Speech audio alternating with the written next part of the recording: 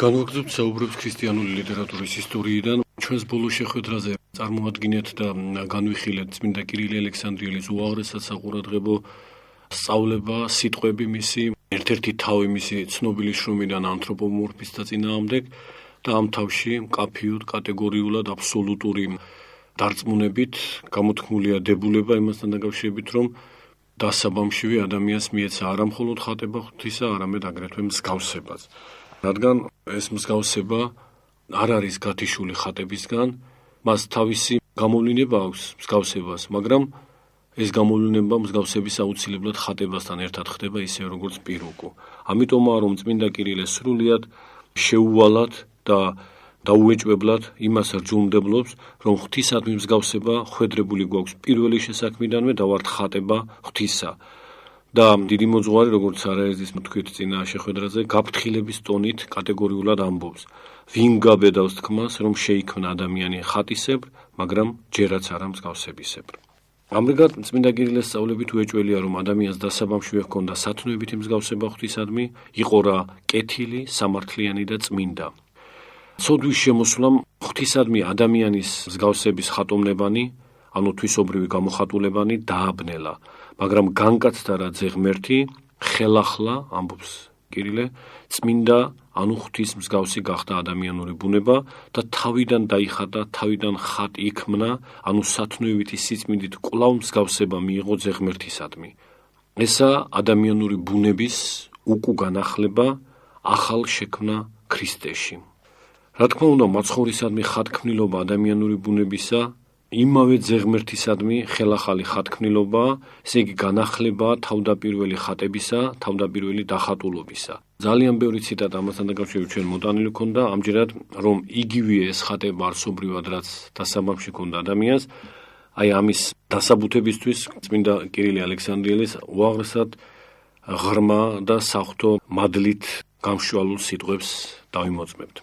ასე გვასწავლის ეს მოძღვარი: ხოლო დახატულნი ვართ ძეღმერთისადმი პირველი და უსაკუთრესი გვარისამებრ, იგულისხმება დასაბამში რა სახეობის ხატებაც ჰქონდა, რაც კი შეიძლება მოაზრებული იქნეს სათნოებისამებრ და სიწმინდისამებრ, რადგან წმინდა ღვთიურობა ყველა სათნოების დასაბამი წყარო და სათავე, ხოლო ის რომ შესაფერისია, რათა სწორედ ასე იქნეს უფრო გააზრებული ღვთის ხატისებრ ადამიანის შექმნა, ამას გვასწავლის ყოვლად ბრძენი პავლეც, რომელიც გალატელთა მიმართ ამბობს: შვილნო, რომლებსაც კვლავ სალმობით გშობთ, ვიდრემდე დაიხატება ქრისტე თქვენში. რადგან იხატება, ეს უკვე კირილე განაგრძობს, რადგან იხატება იგი, ესე იგი ქრისტე ჩვენშიც, სულიწმინდისეული წმინდა მყოფელობის შედეგად, ხმობის მიერ, რაც მისდამი, ესე იგი ქრისტესადმი რწმენით ხდება. მაგრამ იმათში, რომლებიც რწმენას გარდახდებიან, ესე იგი რწმენას უღალატებენ, ხატოვნებანი უკვე აღარ ბრწყინავენ. ამის გამო სხვა სულიერ ტკივილშობადობასა და გონისეულ ახალშობას საჭიროებენ ისინი, ესე იგი ხელახალშობას, ტკივნეულ ხელახლაშობას საჭიროებენ ამგვარნი, გადაცდომილნი.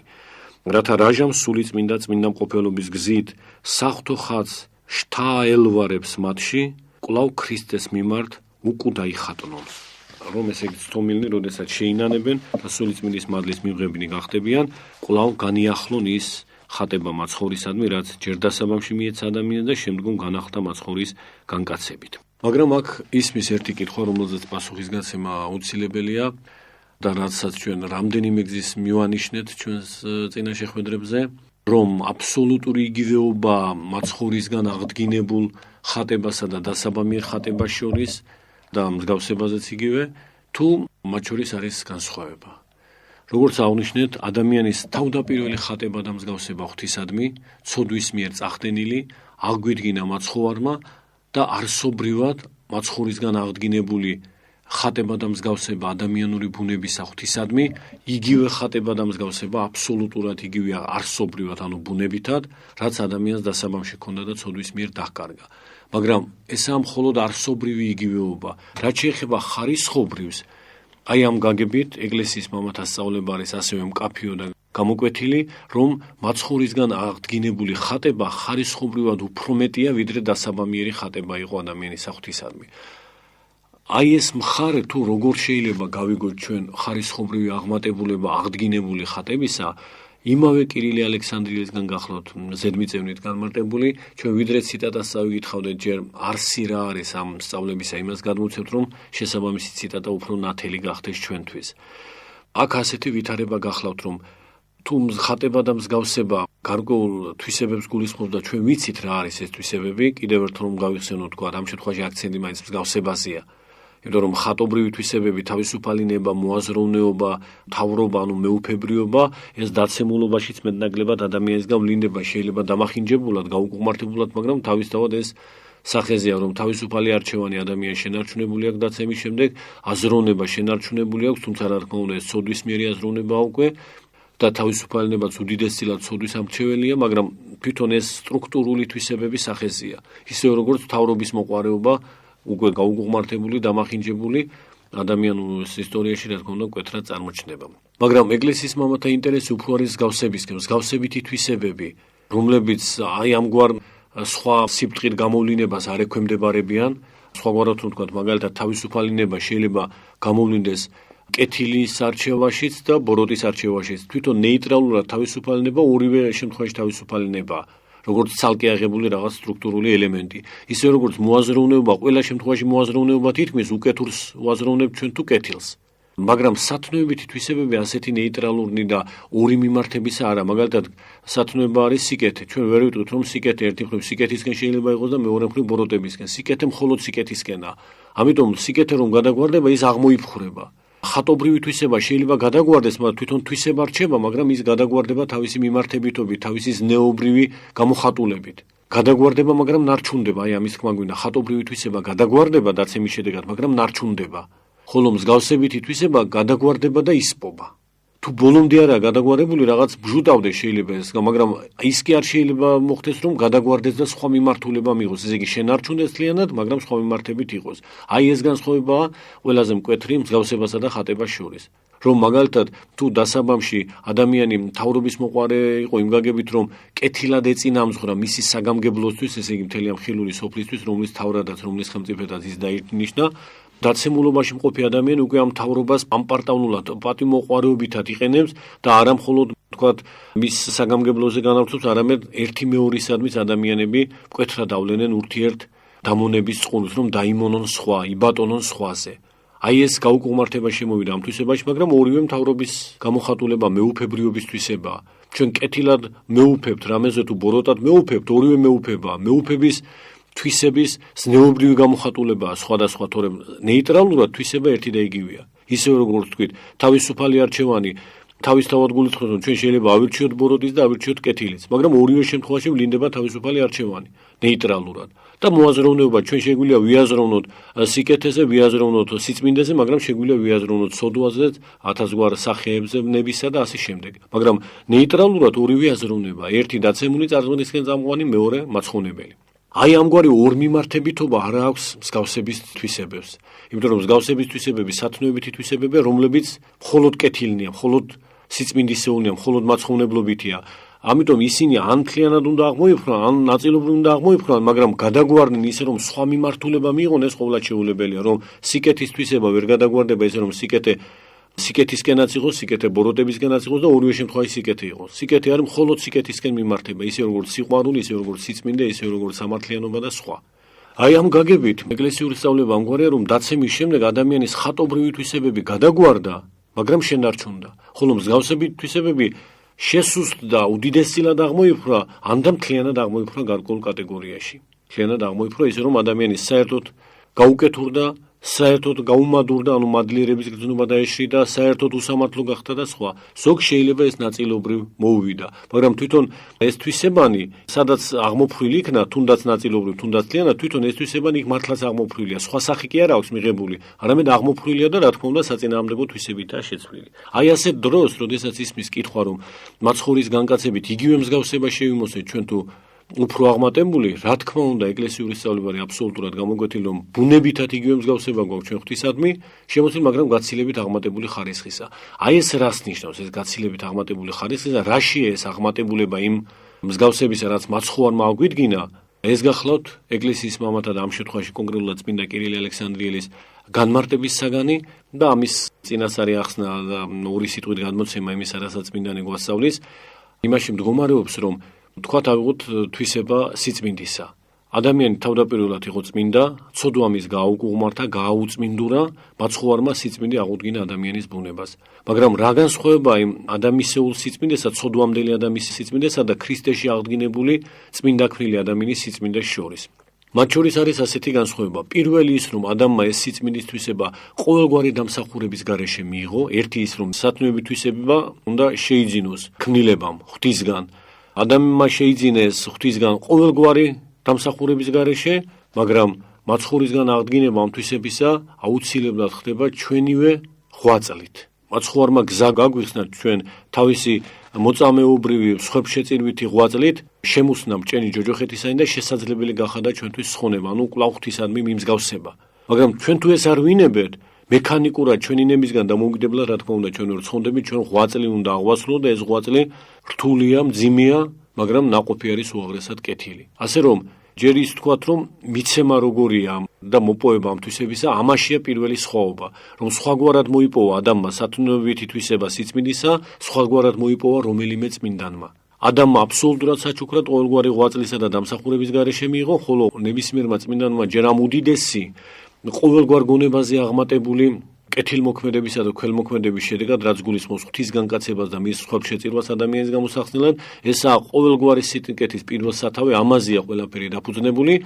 ეს ღვაწლი აღსრულდა და განხორციელდა განკაცებული ღვთისგან, ეს პირველი საფუძველი ადამიანი რომ კვლავ მოიპოვებს სიწმინდეს და მეორე ის რომ ამასთან შეერთებული უნდა იყოს თვით იმ ადამიანის პირადი ღვაწლით, რომელიც სიწმინდეს ეძიებს.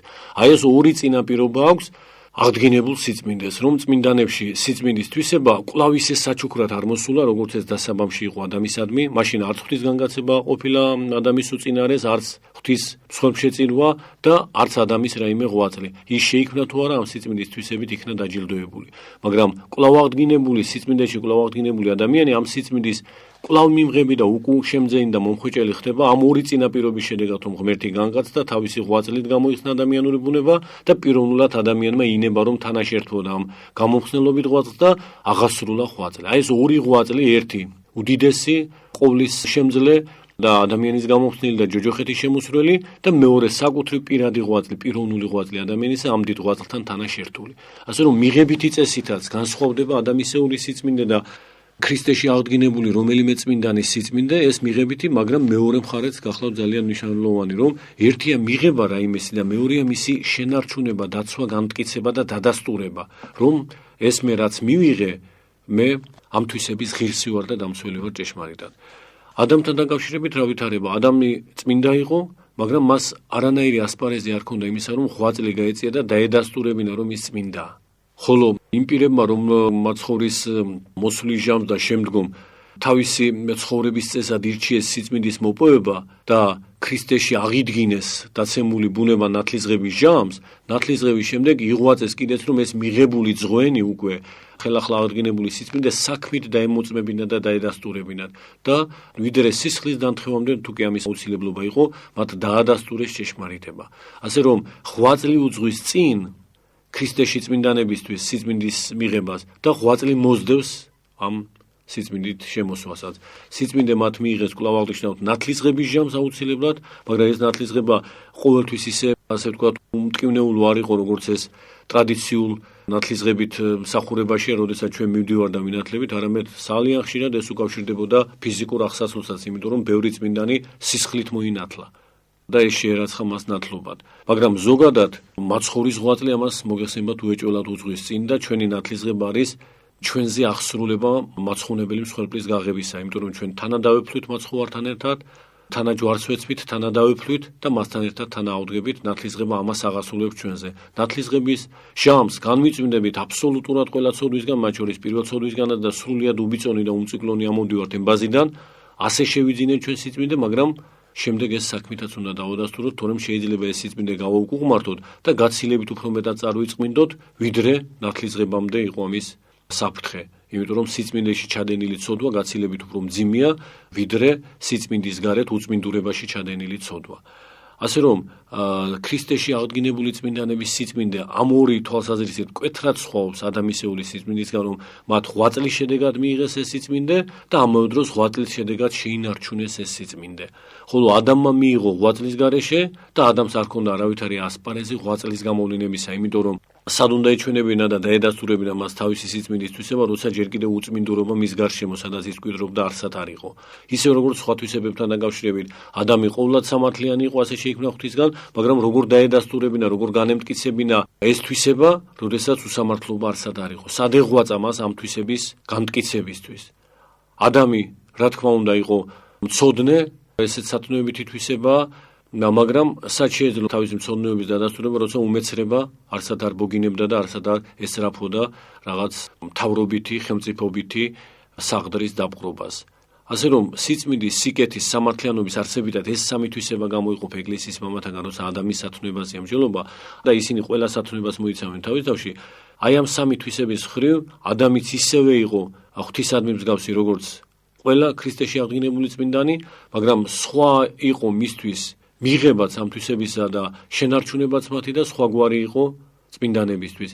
და სადაც 8 წლია, იქ თვისებაში გამტკიცებულობა გაცილებით უფრო ხელშესახებია, გაცილებით უფრო გამოკვეთილია და ამიტომაა რომ ეკლესიური სწავლები წმინდანები სასუფეველში დამკვიდრებულნი აღარასოდეს დაეცემიან. არა იმიტომ რომ მათი ადამიანური ბუნება შეიცვალა და ბუნებითად გახდა ადამიანი და უცემელი. ბუნებითად არც ერთი ქმნილება და უცემელი არ არის, რადგანაც ცვალებადობის თვისება მათში ბუნებითია, იმდენად რამდენადაც არარსებობიდან არსებობაში შემოვიდნენ და დასაბამში ვიაქვთ მათ ცვალებადობის თვისება, მაგრამ ეს თვისება ქმნილებამ უნდა მოიხმაროს სიკეთით, რომ მარადის უკეთესისკენ შეიცვალოს და თუ ეს ასე არ მოხდა, შესაძლებლობა ცოდვით დაცემისა ქმნილებაში თავისთავად და ამიტომაა რომ ანგელოზის დაცემა მოხდა და ადამიანის დაცემაც.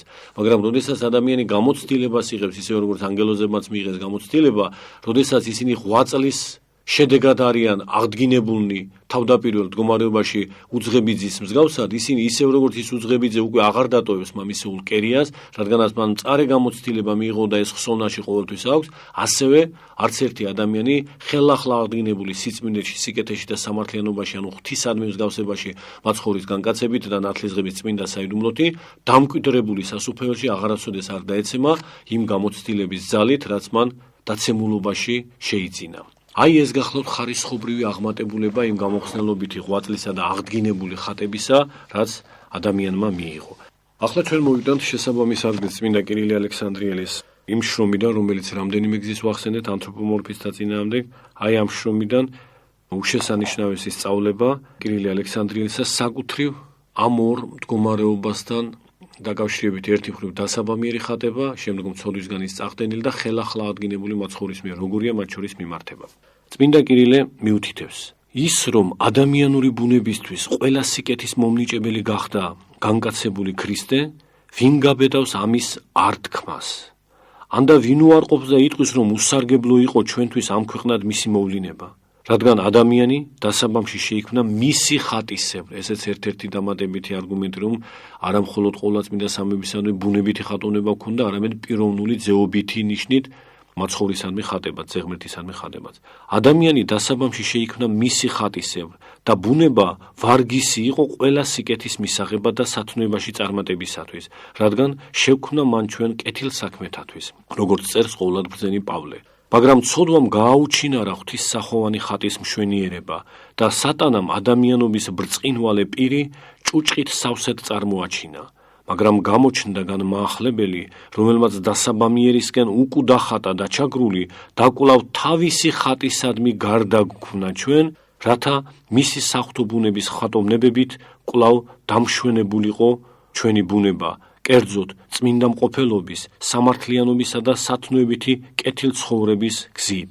რადგან სწორედ ისაა კარი და გზა, რომლის მიერ ძალგვიც ყოველივე საუკეთესოსკენ სწრაფვა და გზების გასწორება, რათა ჩვენში, რომლებიც ქრისტეში ვართ, გამოჩნდეს ურჩეულესი ხატის მშვენიერება, თუ თვით საქმეთა მიერ ვიქველმოქმედებთ. ხოლო პირველ ქმნილში ყოველგვარი ვარგისიანობა იყო, ესე იგი ადამიანში.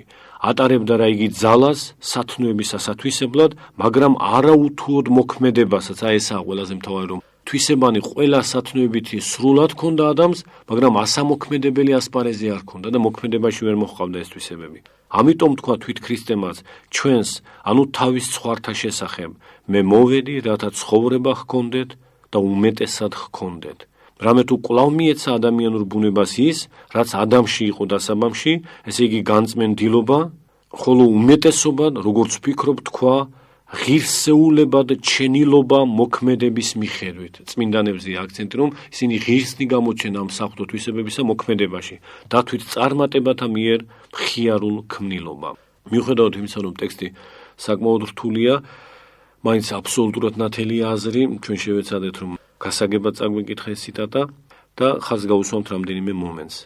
ესე იგი, რადგან კვლავ მიეცა ადამიანურ ბუნებას ის, რაც ადამიანში იყო დასაბამიდან, ეს კირილეს სიტყვები, ხოლო რადგან ადამიანს სწორედ ღვთისადმი ძეობილობა მიეცა მაცხოვრის მიერ, შესაბამისად მან დასაბამშიც სწორედ ეს ძეობილობა ჰქონდა, ამაზე ვრცლად ვიმსჯელეთ ზემოთ და აღარც განვაგრძობთ.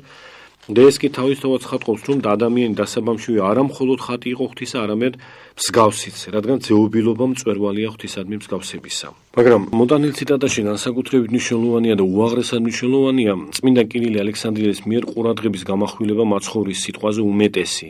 მე მოვედი, რათა ცხოვრება ჰქონდეთ და უმეტესად ჰქონდეთ. აი ამაშია გამჟღავნებული მთელი სწავლება, რომ ცხოვრება აღუდგინა მან ადამიანებს, ცხონება აღუდგინა და არსობრივად ბუნებითად ერთი და იგივე ცხონება, ერთი და იგივე სიწმინდე, ერთი და იგივე სიკეთეა, სოდვამდელი ადამიანის მდგომარეობა და ქრისტეში აღდგინებული წმინდანებისა, მაგრამ ამ უკანასკნელ ქრისტეში აღდგინებულ წმინდანებს უმეტესად აქვთ ეს ცხოვრება. ესე იგი, შეიძლება ორივე ცხოვრება ჰქონდეს, მაგრამ ერთს უფრო მეტად ჰქონდეს ეს ცხოვრება, ანუ ცხონებულობაში უფრო აღმატებული იყოს ხარისხობრივად. სწორედ ამას ნიშნავს ეს სიტყვა კირილეს განმარტებით, რომ ესე იგი იესო ქრისტემ ადამიანებს უთუოდ დასაბამიერი, ანუ ცოდვამდელი ნეტარებისა და ცხონებულობისკენ გაუხსნა გზა, მაგრამ ესაა უკვე ცხონებულობა უფრო აღმატებული ხარისხით, რადგან დასაბამიერი ცხონებულობა მხოლოდ საბოძვარი იყო ღვთისა, როგორც ვთქვით, ხოლო სამომავლო, ესე იგი მაცხოვრისგან მოტანილი, ოდენ განკაცებული ღვთის სისხლის ფასად და ამასთან თვით ადამიანის აუცილებელი პირადი ძალისხმევით მოპოვებული. აი ეს მეორე უკვე ადამიანის მაცხოვრის სისხლით და ადამიანის ძალისხმევით მოპოვებული ცხონებულობა შეურყეველია და მას აღარ ემუქრება პირველისებრ კვლავ დაკარგვა,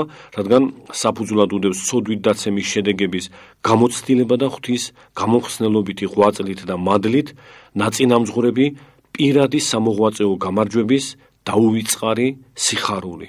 და ამიტომაა, რომ სასუფეველში დამკვიდრებულნი აღარასოდეს დაეცემიან. ჩვენ აქ ამით ამ ერთ ციკლს თუ წრეს საუბრებისას, რაც ჯერ ზოგადად ხატებას და მსგავსებას უკავშირდებოდა, უпроსორად ხატის საღვთისმეტყველო რაობას უკავშირდებოდა, შემდეგ ხატებისა და მსგავსების საკუთრივ ადამიანურ ქმნილებასთან დაკავშირებით, ძეობილობას და სხვა მრავალ თემას.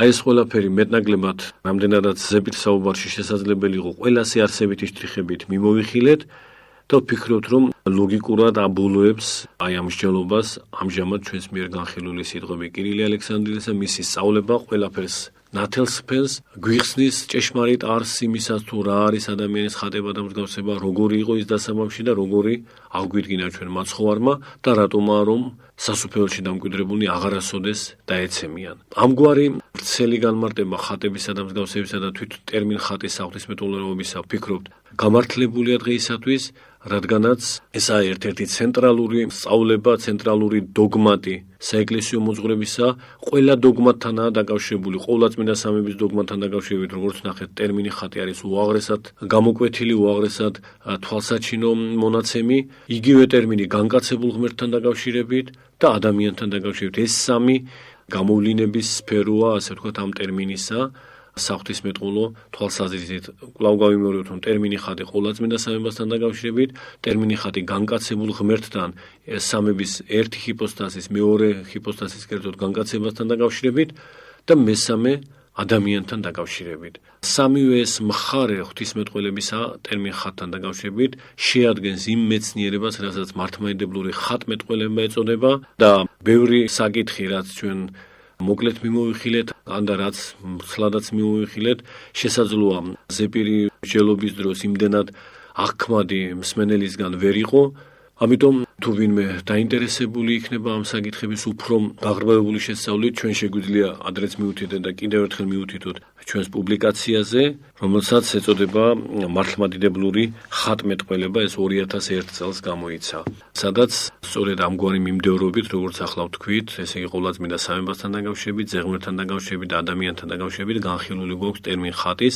და სადაც საჭიროა მასთან თანაშერთული სხვა ტერმინების, ზეობილის, მსგავსების და ასე შემდეგ საკითხები, წყაროები, ციტატები და ურყევი დასკვნები საეკლესიო მოძღვართა მიერ გამოთქმული, რომლებიც გულში უნდა შთავებეჭდოთ, აღუტეხელად, როგორც გიორგი მთაწმინდელი იტყოდა და მოუცილებლად და აბსოლუტურად დარწმუნებული შეგვიძლია ვიყოთ, რომ თუ ეს სწავლებანი გამყარებულია ჩვენში, ცდომილებას ამ კუთხით ამ სწავლებასთან დაკავშირებით მართალი მოძღვრების დარღვევას უკეთური ნამდვილად ვეღარ შეძლებს.